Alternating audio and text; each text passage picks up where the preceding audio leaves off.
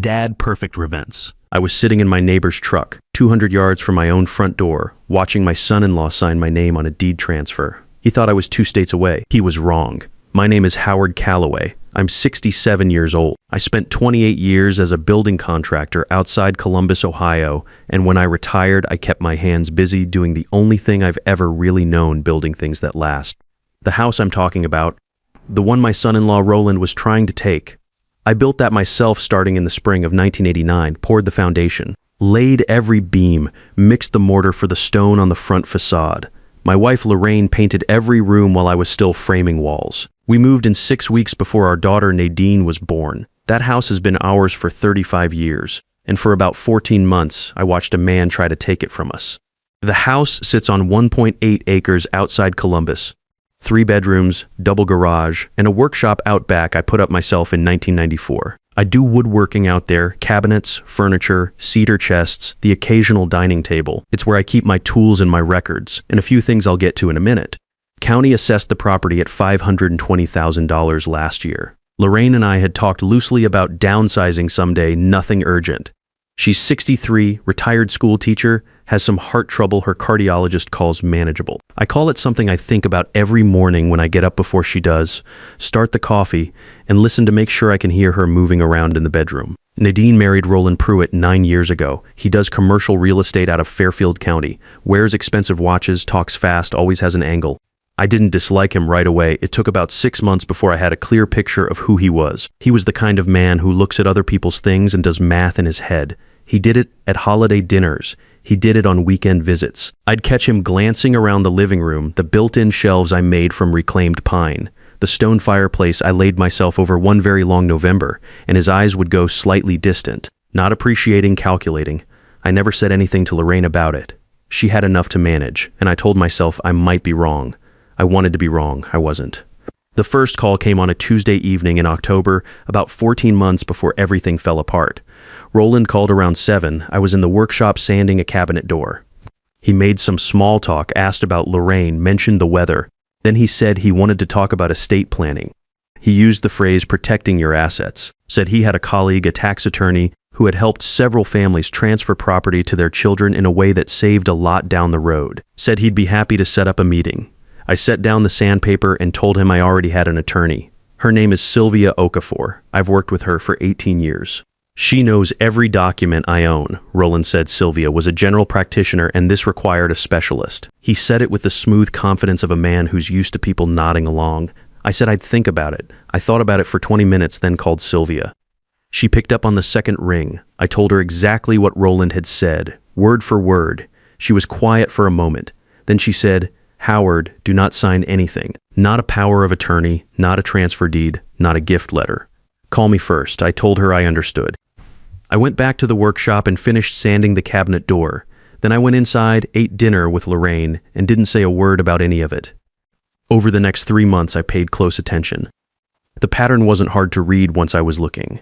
Nadine called more often, not just to check in, but the kind of calls that are warm on the surface and pointed underneath. She'd ask about the heating bills, mention how much work the yard must be at our age. She and Roland visited on weekends they'd never bothered with before, always bringing something nice, and Nadine was genuinely warm when she was here. That part was hard, because I remembered who she used to be before Roland got in her head. There's a photo on the mantle of her at 7 years old, standing in the workshop holding a hammer too big for her hands, grinning like she'd just figured out how everything worked. I've looked at that photo a lot over the past year. Roland kept circling back to numbers every time we talked. Property taxes, maintenance costs, heating a 3-bedroom house on a fixed income. He'd bring up Lorraine's health in a way that sounded like concern but landed like a prod. Like he was trying to make me feel that the house was a burden I should be relieved to give up. He never once asked what Lorraine and I actually wanted. Then in December, he crossed a line he probably didn't think I'd notice. It was a Sunday afternoon in December, cold and gray. One of those days where the sky looks like it can't decide whether to snow or just stay miserable. Roland and Nadine had come for a late lunch. After we ate, Roland said he needed some air and stepped outside. I watched him through the living room window. He walked to the edge of the back lot, near the property line where the yard meets the tree line, and stood there with his phone up, taking photos. Wide shots of the house, close shots of the workshop, the garage, the back fence line. slow and methodical, moving from one angle to the next like he was doing an inspection, like he was documenting something he already considered his. When he came back inside, he said he'd been sending pictures to Nadine's cousin, who was thinking about buying in the area. I nodded and said that sounded nice. Nadine was helping Lorraine with the dishes and didn't look up. After they left that evening, I sat in the workshop for a long time. Just me and the overhead light and the smell of sawdust and linseed oil that's been in those walls for 30 years. I looked at the main bench, solid oak, built it in 1997, floor-to-ceiling cabinets on either side, deep drawers running along the base. I looked at the false front panel at the bottom left of the base cabinet, pressed the 2 spots. The latch clicked. The panel swung open. The hidden compartment had been there since 1997. I built it during a stretch when I was doing a lot of reading about asset protection and thinking hard about the future. I was a contractor. I thought in structures and load-bearing systems and things designed to hold under pressure, so I built one into my own house, inside. A fireproof document box I'd updated a few times over the years. Nothing dramatic, just the kind of thing a careful man keeps around. The next morning I called Sylvia and told her to start the paperwork for an irrevocable trust. I want to explain what that means because it matters a lot to what came later. When property goes into an irrevocable trust, you're no longer the personal owner. The trust is. You can still live there, use it, nothing changes day to day. But because the trust owns it, any deed transfer, any attempt to sign that property over to someone else is void from the start. Not voidable void. It never legally happened, even if someone puts ink on a page saying it did. Sylvia filed everything correctly. It took about 6 weeks. By late January, the deed reflected the trust as owner. Roland didn't know, nobody outside of Sylvia and me knew. When we finished the paperwork, I told her I thought Roland was planning something more direct than just pressure, and I asked her to keep emergency injunction paperwork ready to file the moment I called. She said, "I'll keep it on my desk." In February, I updated the hidden compartment. I put in a certified copy of the trust documents, a recorded copy of the new deed, and a letter Sylvia wrote in plain English explaining that any deed transfer was void before it was ever signed. Not because of anything Roland did or didn't do, but because the property was no longer mine to transfer. I also added a prepaid burner phone in a waterproof sleeve, charged it twice a month just to keep it ready. Then I went to the hardware store and bought 3 small cameras. Nothing special, the kind you can get off the shelf, connects to an app on your phone, stores footage automatically. I installed one in the workshop facing the main door, one in the garage aimed at the driveway, and one on the front porch tucked behind the light fixture. All legal. My property, I tested them for a week and checked the angles until I was satisfied. My neighbor Clifford Baines knew about the cameras. He's been next door for 22 years, 70 years old, retired mechanic, the kind of man who shows up when there's work to do and doesn't make a speech about it. I told him what was going on, the short version, and he sat at his kitchen table and listened without interrupting. When I finished, he said, "You need anything? Call me." That was the whole conversation. I didn't tell Lorraine any of it, not because I didn't trust her. I'd trust Lorraine with anything. But she was managing her health and I didn't want her spending her days bracing for something that might not come. I wanted to give her something real if the moment arrived. Not a plan described in the abstract, but the thing itself, already done. March came in cold. Roland and Nadine visited twice that month, and both times Roland tried to work the estate planning conversation back in. The first time I changed the subject to a driveway reseal I was planning for spring. The second time I told him I'd been thinking about it and would let him know. That seemed to settle him down for a while. He smiled and said no rush. Then, in mid-March, Roland called with what he described as a gift. He said he and Nadine wanted to do something special for Lorraine and me, a long weekend at a resort down in Indiana. A nice place, spa, good food, a real break. He said he'd already looked into it, had a reservation ready, just needed us to be available the second weekend of the month. Our anniversary is in September. I didn't point that out. Lorraine was happy about it. She started thinking about what to pack, asked me if the drive would be hard on her back. I told her it wouldn't be. I meant it because I already knew she wasn't going to be in that car for long. That evening, I called Clifford and told him what was coming. I told Clifford I wasn't going to Indiana. I was going to take Lorraine to his place 2 miles down the road, tell her I needed to delay a day for a supply delivery.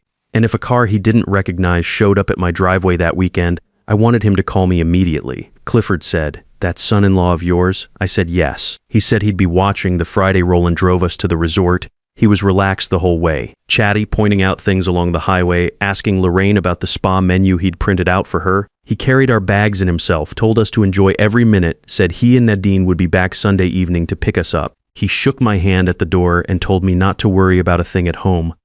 I watched his car pull out of the resort lot and disappear down the road. Then I went back inside, found Lorraine in the lobby looking over a brochure, sat down next to her and told her I'd gotten a call about a supply delivery. I needed to be there for Saturday morning. Nothing major, I'd be back by noon.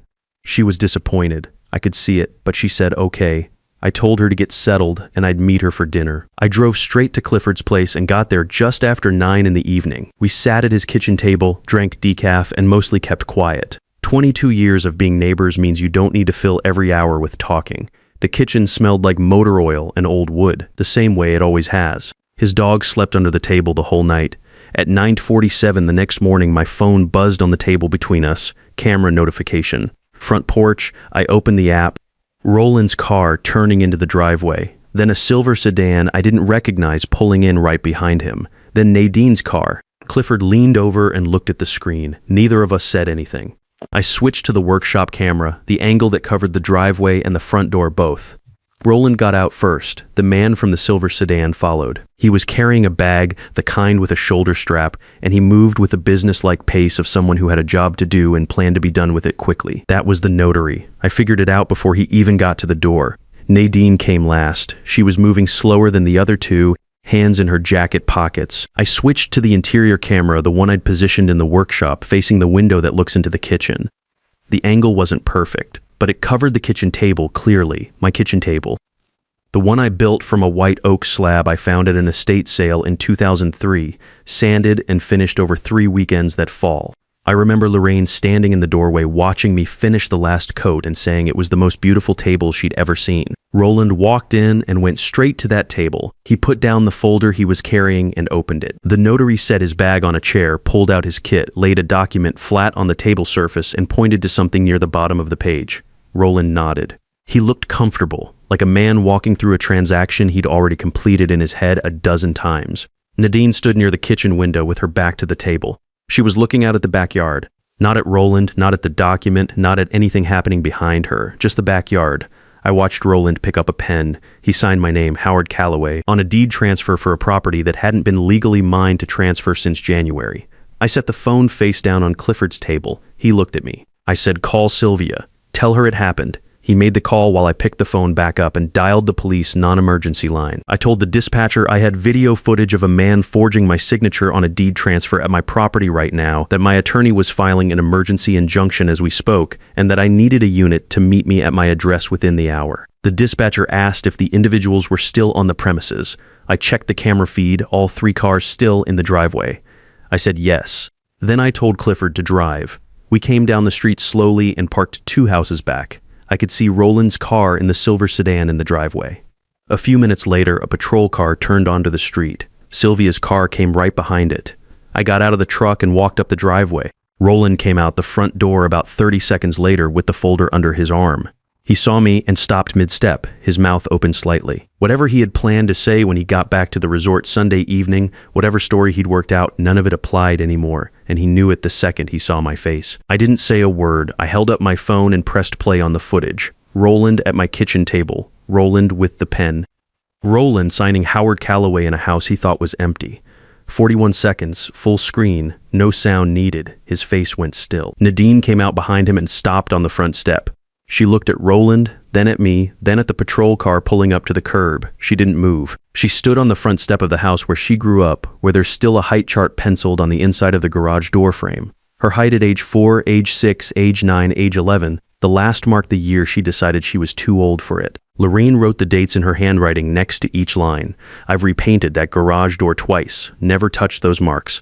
Nadine was looking at the ground. I stood 8 feet away from her and couldn't think of a single thing to say that would have mattered right then. The officers got out of the car. Sylvia was right behind them. I handed over my phone. Roland was arrested that afternoon. Forgery and attempted real estate fraud. His real estate license was suspended the following week pending the criminal investigation. The deed transfer had been void since January, the moment the irrevocable trust was filed. The property wasn't mine to sign away anymore. It belonged to the trust. Roland could have had a room full of notaries and a stack of paperwork a foot thick, and none of it would have moved that house 1 inch out of our names. Sylvia explained it to the officers, and later to the detective who came by that evening with a legal pad and a patient way of asking questions. The trust had closed the door before Roland ever picked up a pen. What the footage did was turn a civil matter into a criminal one. The notary cooperated fully. Turned out Roland had told him it was a pre-authorized transfer, that I had given power of attorney and simply couldn't attend in person. The notary had no reason to doubt that. He wasn't part of the scheme, he was lied to, which became its own problem for Roland on top of everything else. Nadine wasn't arrested. She was named in the civil suit Sylvia filed Monday morning, before Roland had even made his first call to a defense attorney. I don't know exactly what Nadine knew or when she knew it. The footage showed her standing at the window, with her back to the table the entire time. Maybe that means something, maybe it doesn't. I've thought about it more than I probably should. She called me 3 days after the arrest. Left a voicemail. I sat in the workshop and listened to it twice. She was crying, she said she was sorry. She said she didn't know it was going to go this far. That Roland had told her it was just paperwork. That they'd talk to me about it afterward, that I'd understand eventually. She said she should have said something sooner. She said she didn't know how to. I saved the voicemail. I didn't call back that day. I drove back to Indiana that same afternoon to get Lorraine. I didn't tell her on the phone, just said something had come up and I was on my way. She was quiet for most of the drive home. The highway was mostly empty. It was late afternoon and the light outside was going flat and gray the way it does in Ohio in early spring. That in-between light where winter isn't quite finished yet. About 40 minutes in, she asked me to tell her. So I told her everything, from the October phone call through the trust, the cameras, the hidden compartment in the workshop bench, the whole resort plan, all of it. I kept my eyes on the road and talked. She listened without interrupting. When I finished, she looked out the passenger window for a while without saying anything. Then she said, "How long have you been carrying this by yourself?" I said about 14 months. She was quiet again. Then she said she wanted to see everything when we got home. The drawer, the documents, all of it. We pulled into the driveway just after 8. The porch light was on, it runs on a timer, and the house looked exactly the way it always looks when we come back from somewhere. Same gravel driveway. Same cedar mailbox I built from scrap wood in 1995 because I didn't like the one that came with the property. Lorraine walked in ahead of me and stopped in the kitchen doorway. She stood there for a moment looking at the white oak table. She walked over and put her hand flat on the surface, just held it there. Then she said, "Show me the workshop." We went out back together. Cold, clear night. The kind where you can see every star if you look up. I pushed open the workshop door and the overhead light buzzed on. The smell of sawdust and linseed oil, same as always. I walked her to the main bench and showed her the 2 spots on the base cabinet you press at the same time. The latch clicked, the false front swung open. She looked at the document box. She looked at the burner phone in its sleeve. I took out the box and set it on the bench and opened it.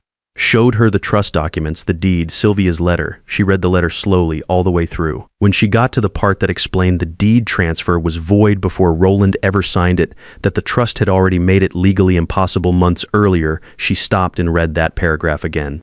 She looked up at me and said, "So even if you hadn't come back, even if no one had stopped him, it still wouldn't have worked," I said.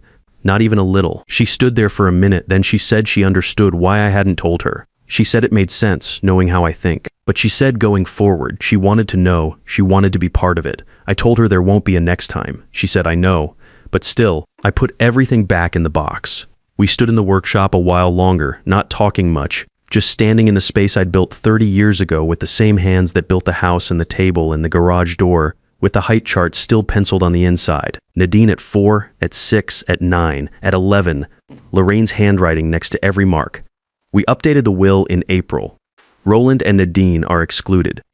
A portion of the estate goes to an organization in Columbus that helps older adults targeted by family financial fraud.